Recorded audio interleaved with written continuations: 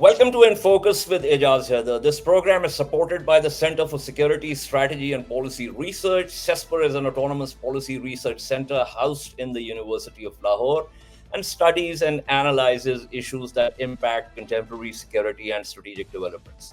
And this program is part of that effort. Now, today we're going to talk about missiles. Missiles vary greatly in types, employment, range, trajectory, speed, and lethality. Some go outside the Earth's atmosphere, like the ballistic missiles. Others fly maneuverable, low trajectory. Still others can fly high but remain endo-atmospheric. What's common to all missiles, however, is the fact that the projectile can be launched from a distance against a target.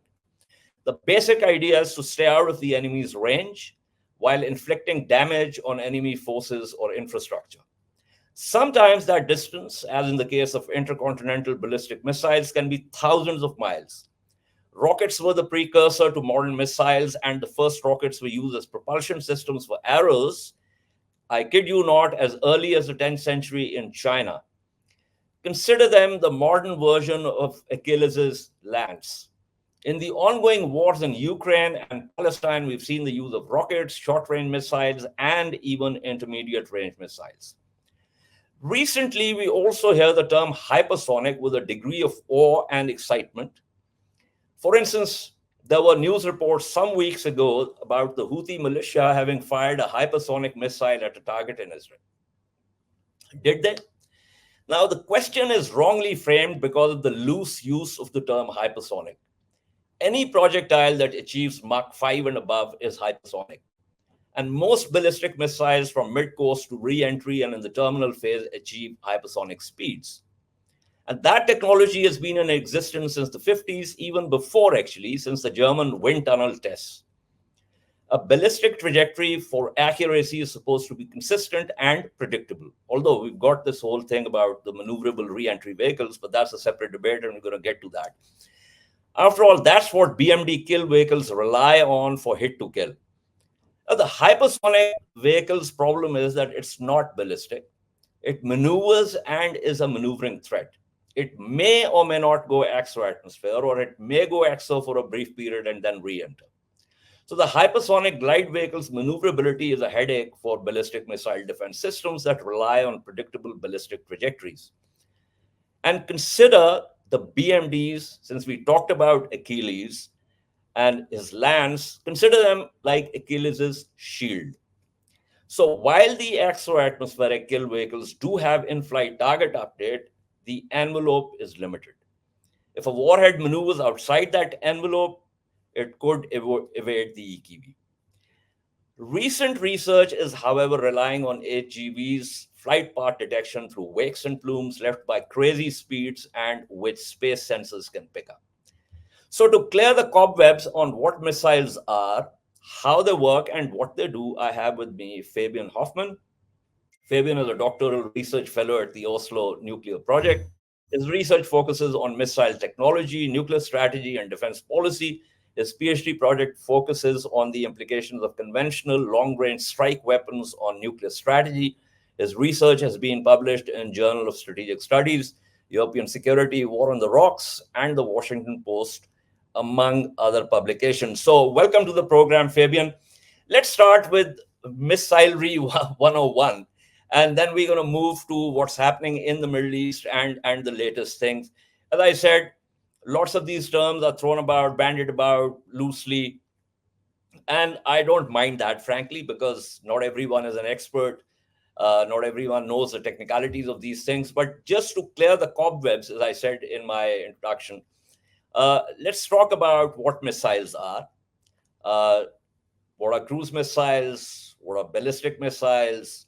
What are these HGVs?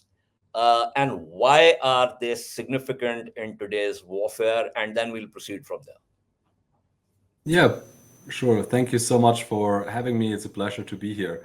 So, very broadly speaking, a missile system is a airborne vehicle that typically attempts to inflict damage at standoff range and typically through kinetic effects. Most often through an explosion, but sometimes also just through the kinetic impact of a warhead. Now, of course, it's always debatable what is the meaning of standoff range. I think that's very much context dependent. I mean, in the European context, for example, where you have capitals and military infrastructure typically quite compressed, standoff range has certainly different meaning than in the Asia Pacific region or Indo-Pacific region, where distances are much farther. But in any case, right, this is what we want to achieve with missile systems. It's about a weapon system that can achieve effects from outside the enemy's weapons engagement zone. So I can deploy the weapon system without putting the operator and the platform at harm's way. And then, of course, we have lots of different types of missile systems that fall under this very broad definition. That is cruise missiles, that is ballistic missiles, that's hypersonic boost glide vehicles. You could probably also put rocket artillery under the term. And then, of course, we also have more recently now the case that long-range one-way attack drones, they're also a type of missile projectile, although here, right, this is really interesting. There are increasingly blurry lines between these different types of missile systems. So, for example, it's not entirely clear where a cruise missile starts and a long-range drone starts, and there's a bit of a blurry transition between the two. Yeah. So anyway, so that's a good start for this.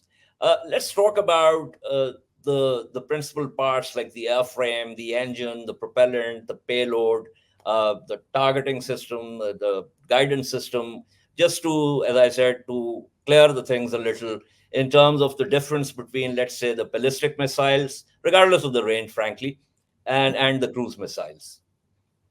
Sure, yeah. I mean, depending on what type of missile system you have, the components of the missile system will be very different.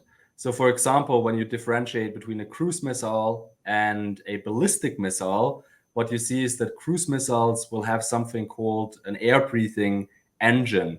And the reason for that is that they fly continuously throughout their flight through the atmosphere. They do not leave it. And they also do not carry an oxidizer on board. So instead, for oxidization, to make the engine work, they suck in the surrounding air through an air inlet, which then gets combined with fuel, and that creates the exhaust stream that accelerates the missile. If you look at a ballistic missile, you typically don't have air-breathing engines. Instead, they use rocket motors or rocket engines that carry both the fuel, either in liquid form or in solid form, and directly combine it inside the engine with an oxidizer. So that oxidizer is not sucked in through the surrounding air, but it is already carried inside the missile. And the reason for that, of course, is that, as you've mentioned, sometimes these ballistic missiles, they leave the atmosphere. And of course, once you leave the atmosphere, there's no more surrounding air. So that's one of the reasons why you need to carry that oxygen with you at all times. Okay, good. Yeah. Go on. You wanted to say something? No, I mean, yeah, we can go on to a couple of other, components. I have cruise missiles. What you then typically very often have is that they carry some type of terminal guidance system, like an infrared seeker or an electro-optical seeker, which is a bit of fancy word for just something like a video camera that takes a picture and then compares it with a stored picture. An infrared seeker does the same, just in the infrared spectrum, which can be helpful in bad weather conditions or at night. And very often with ballistic missiles, they don't carry these types of terminal guidance seekers, especially those missiles for land attack purposes, the ballistic missiles. So they often can be a bit less accurate than cruise missiles, or at least traditionally this has been the case. However, as ballistic missiles have become more and more advanced, these also increasingly acquire pinpoint accuracy, at least those with shorter distances to cover. Okay, so since we're talking about cruise missiles, a couple of other things about technicalities, and then we're going to move on to the broader issues.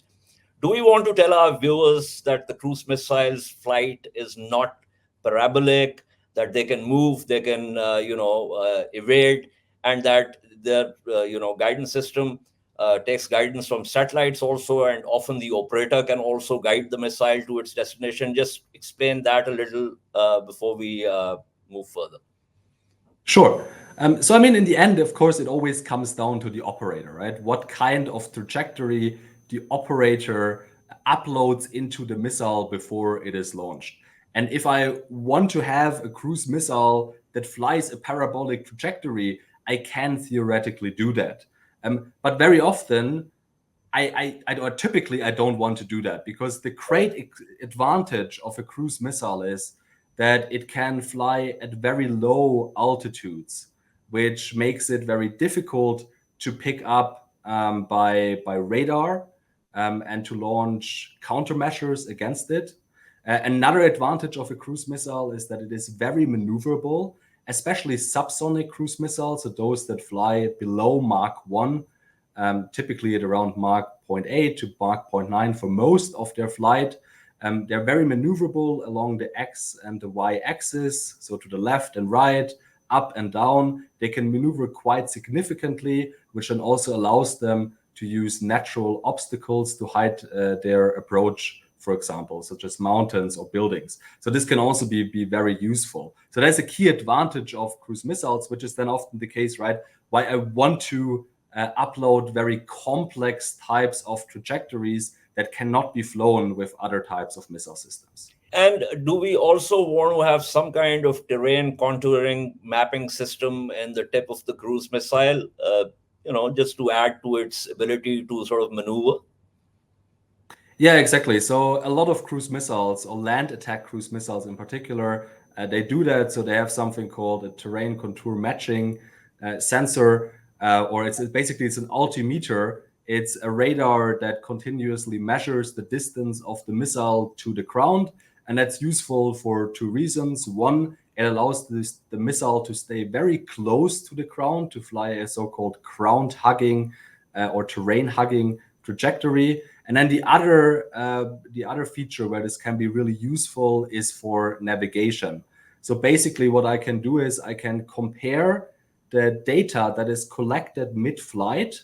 So from this altimeter, I can collect and compare that to stored flight data. So basically what the operator can do is it can tell the missile that at the coordinate X and Y, the altitude difference measured from the missile to the ground should be 8.3 meters. Now, if the missile flies over that coordinate and it picks up that exact altitude, so 8.3 meters, then the missile knows that it is on the right track and it can just continue flying its current trajectory. If there is a deviation, so let's say, for example, right, it flies over a little hill or something like that, and it stirs, of course, a bit to the left or the right, and it picks up an altitude difference of, let's say, only 8 meters, then the missile is aware that, something is wrong, I have to course correct. And that, of course, then helps with terminal accuracy and making sure that the missile arrives at target. Right. So now let's get to this irony or a paradox. So in ballistic missiles, the research, the manufacturing, especially for counterforce targeting, for accuracy.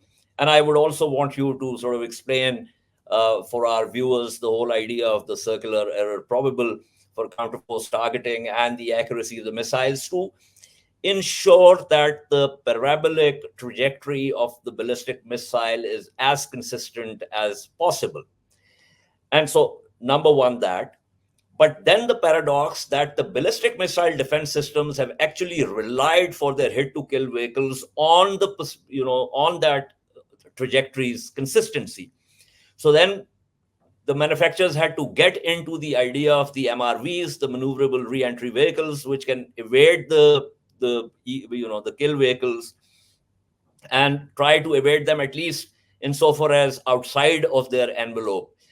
So there is a constant sort of tug of war, if you will, between those who want to attack and those who want to defend. So let's just talk about that because it's fascinating, and I'm sure the viewers would be greatly interested in learning about this. Yeah, sure. So that is indeed the key issue, right? So when you have simply a projectile that flies a ballistic arc. That is very predictable. And, several years and decades ago already, we devised systems, radars, and satellites that would pick up the launch of a ballistic missile system. And as the parabolic trajectory goes up, you would already have a really good understanding of where the missile will land in the end, at least the approximate area. And then when the missile reaches its highest point, approximately, just before it comes back down to Earth, pulled down by gravitational forces, then you're typically in that area where you can very precisely say where that missile will land. And as you just mentioned, that makes it, in quote unquote, rather easy for an interceptor system to intercept that projectile. Of course, there's still, a host of challenges involved in actually getting there. But in principle, that is rather straightforward.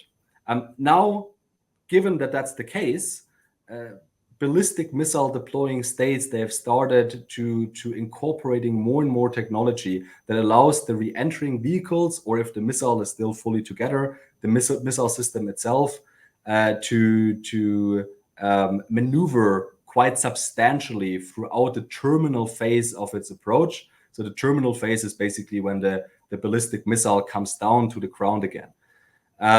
And that makes it more challenging for the interceptor, because now it's not simply a function, a mathematical function anymore of where the missile system will land.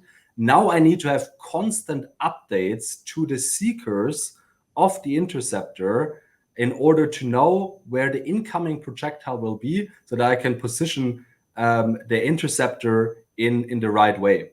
And one way, for example, to do that is not just to rely on ground-based radars, but also on sensors on the interceptor itself, so a radar or a camera. But again, right, this is quite heavy, this type of sensor equipment. And every additional kilogram or pound that I put on the interceptor, that's less fuel I can carry. And as a result, the interceptor will have a shorter range. Or I have to redesign the propulsion system in order to keep the current engagement envelope. So it's exactly what you say, right?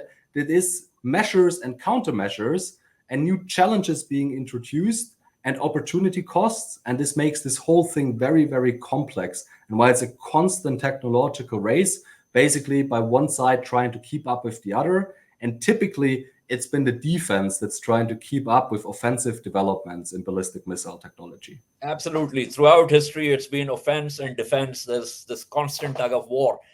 But do we want to talk about the fact that when you have the MRVs, and then you have the interceptors with their sensors, because the interceptor is not, in a manner of speaking, it's not a heat-seeking thing, it is a hit-to-kill thing. It's like hitting a bullet with a bullet. It can't really follow the re-entry vehicle. It can't maneuver to it. It has a small envelope. And if the re-entry vehicle can maneuver outside of that envelope, then it will obviously evade the interceptor. But does it also then compromise the CEP? And I want you to explain the CEP also, the circular error probable, in terms of counterforce targeting. Sure. So basically, CEP, circular error probable, that denotes the smallest possible radius within which 50% of ballistic or missile projectiles will fall. In our case, now a ballistic missile projectile. So let's say if the CEP of our example ballistic missile is 10 meters, that means that 50% of all ballistic missiles launched will fall within a 10-meter radius of the designated target.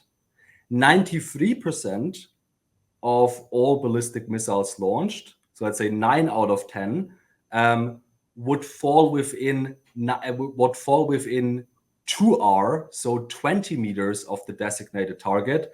And the rest, let's say 1 out of 10 ballistic missiles, in reality it's around 7%, they would fall basically wherever.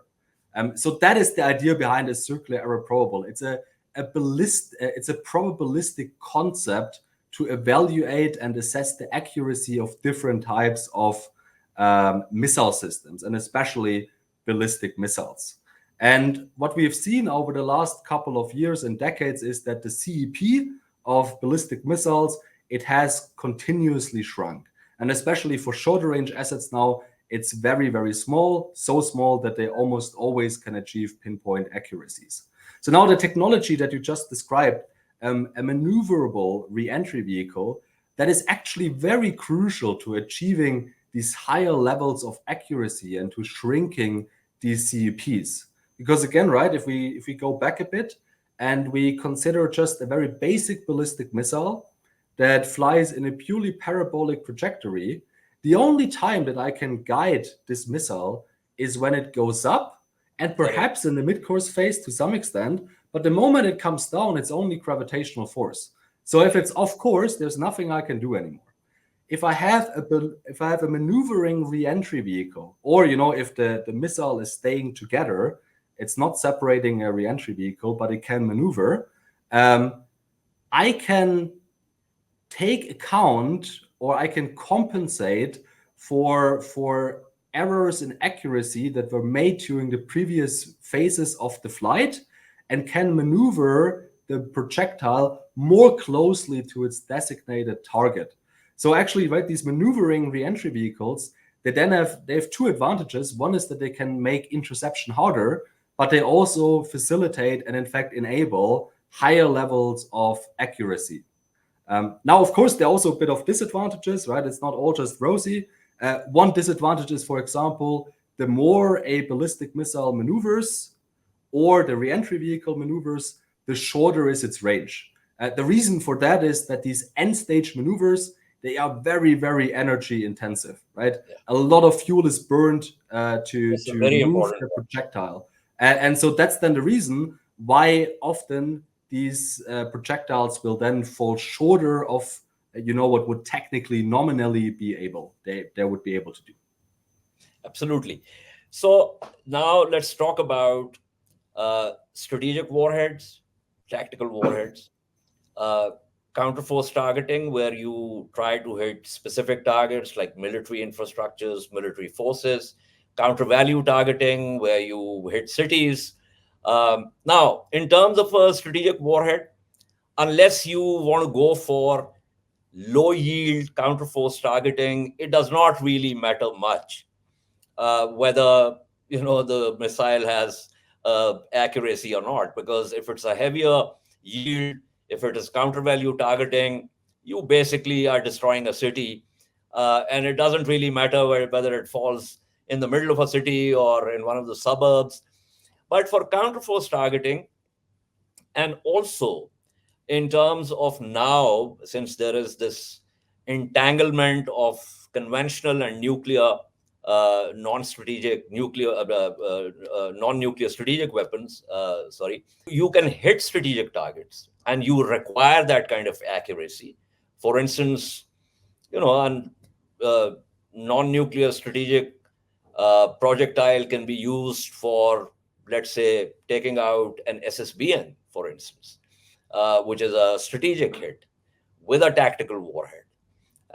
So let's talk about that, because that's one of the things that is now something that actually makes the deterrence calculus very complicated, especially if a non-nuclear weapon state is hitting a strategic target of a nuclear weapon state with a non-nuclear strategic warhead. How would the nuclear weapon state respond to that? Because the non-nuclear weapon state has not used a nuclear warhead for this. But the fact is that a strategic asset has been lost to that strike. Yeah, I mean, I think that would be, very context dependent, of course, and it depends on either the war that is ongoing or the crisis that is ongoing. So, for example, right there, during the Ukraine war, we've seen that Ukraine has actually repeatedly targeted Russian strategic nuclear or nuclear-related assets, and of course, this has not resulted in Russian nuclear use. And I think for a number of really good reasons. Now, if you think about, a crisis between NATO and Russia that is really heating up, and suddenly NATO non-nuclear weapon states are launching, air-launched cruise missiles equipped with hard target kill capability, penetrator warheads against Russian missile silos and start destroying them.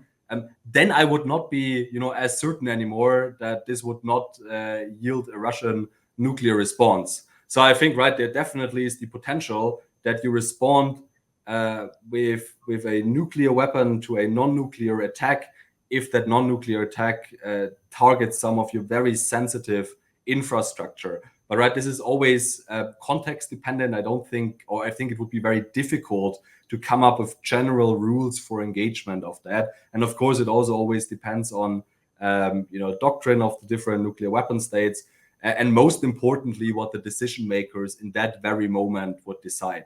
I mean, personally, I'm always a strong proponent of saying that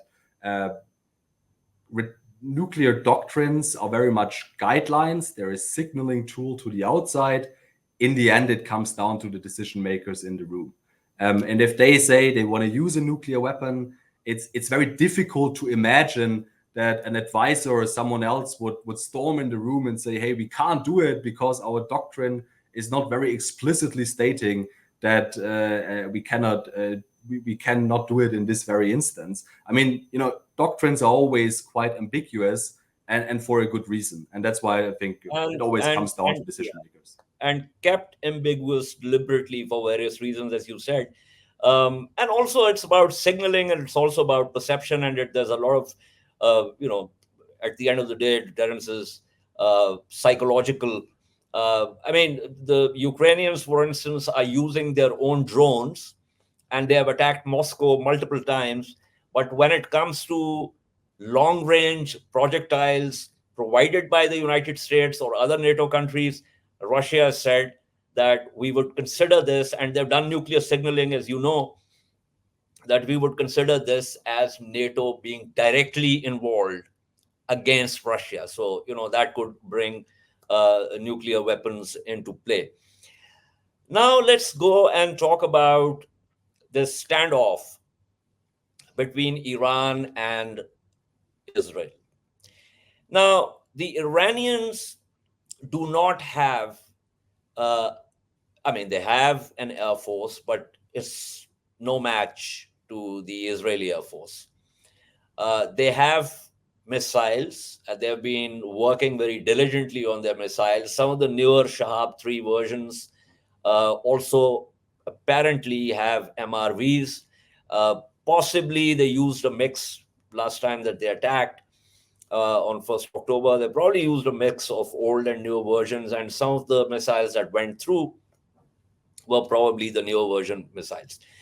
But they don't have an air force that matches that of Israel, and they do not have the kind of ground A2AD which Israel has, which is multi-tiered and which is also supported by the United States and the US allies. So Iran has played its hand. How do you think the Israelis are going to respond?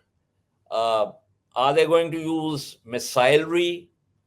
Are they going to use their aerial platforms, whether long-range drones or bombers and fighter jets?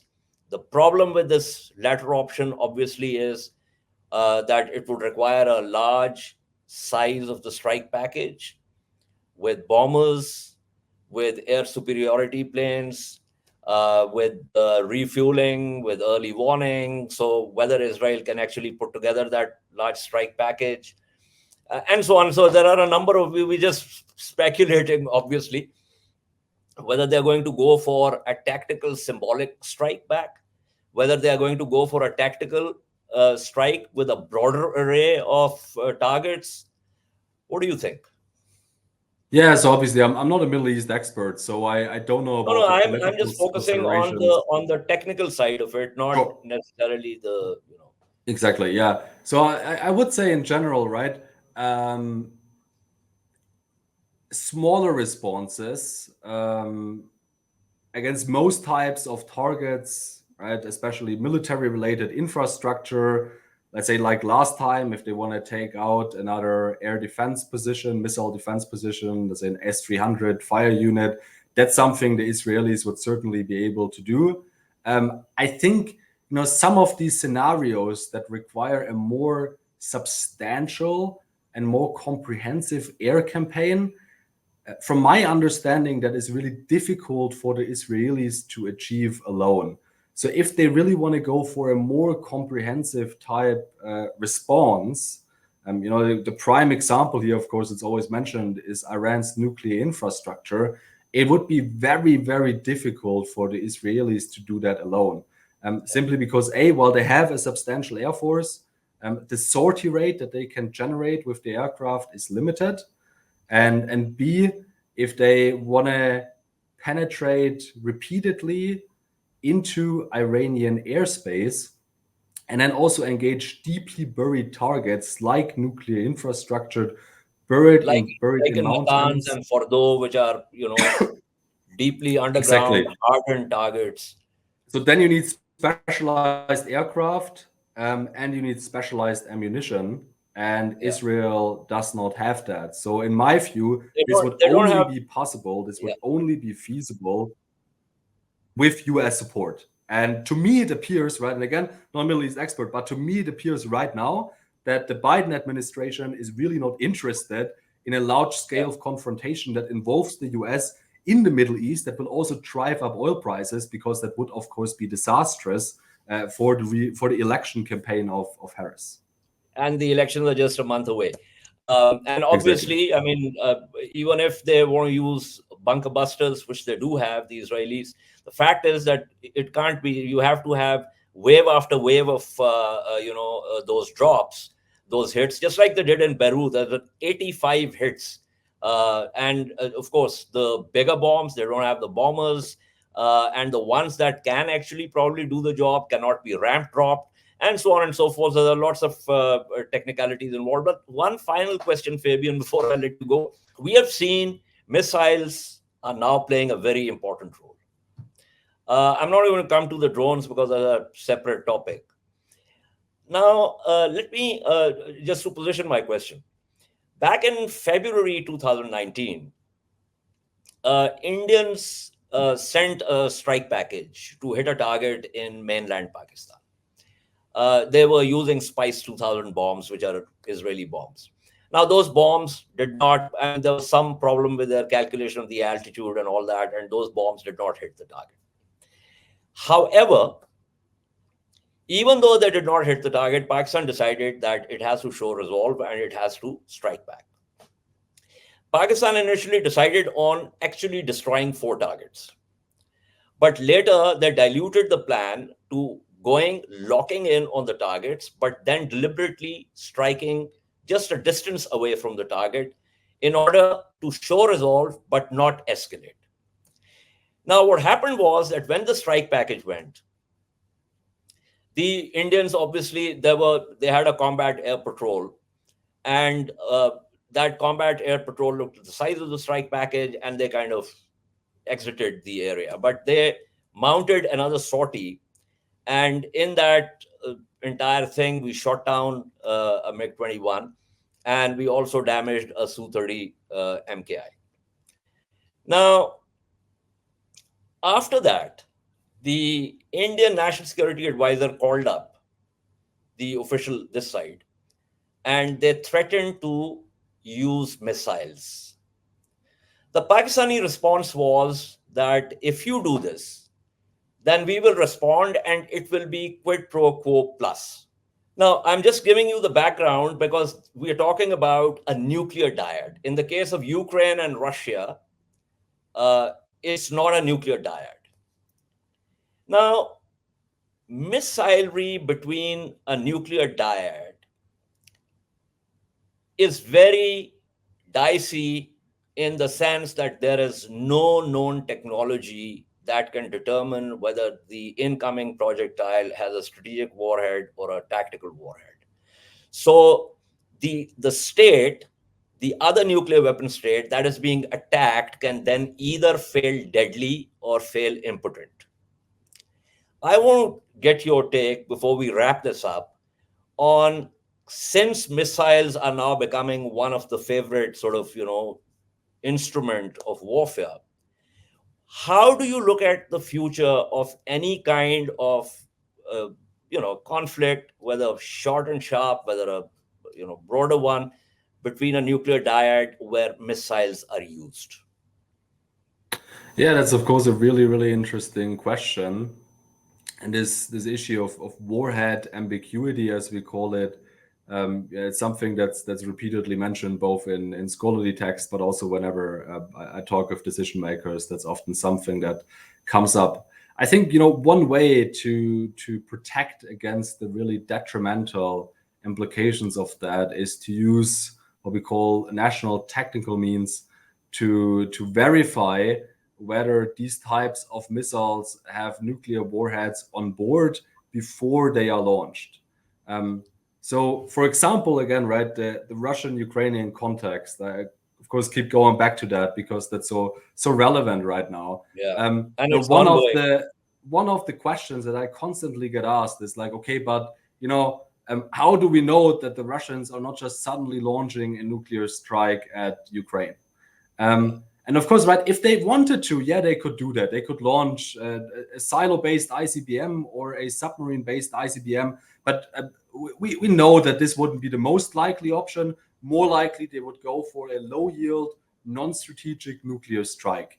And these types of warheads, in the Russian case, they are stored separately from their delivery vehicles in bunkers, requiring special logistics to get them going, to mate them with their delivery vehicles, and to prepare them for launch, right? And so far, what we've seen is that these warheads or these types of preparations, they have completely been missing. We have seen nothing on the Russian sides indicating that they would prepare any type of non-strategic nuclear strike, right? And this is why we can say with pretty much 100% certainty that whenever a 9M 9M2 free Iskander-M short-range ballistic missile is in the air, that thing is not loaded with a nuclear warhead, right? And so I would hope that in these crisis situations, if you take it between India and Pakistan or another nuclear dyad, that and probably this is something that will automatically happen, that these nuclear weapon states, they will keep a very close look at the movements related to nuclear storage bunkers, movements related to the units, the types of units that would be responsible for bringing those words out of storage and equipping them on the nuclear delivery vehicles, in order to assess whether, if this type of missile is launched, how likely is it that it could be armed with a nuclear warhead? Of course, I you will never get 100% certainty, but I think precise this is one way to bring a bit which of security in it. Yeah, I know. I hear you loud and clear, but the point remains that it creates you know instability, at one level, unacceptable instability, and information is never complete, and that sort of creates a different kind of dynamics. But Fabian, thank you so much. It was a great discussion. I loved your insights, and this is all from this episode. If you like the discussion, click on the subscribe button. It doesn't get me any lucre, believe me, but it will certainly make me very happy, and it also helps us bring you quality discussions. Until our next episode, goodbye and stay safe.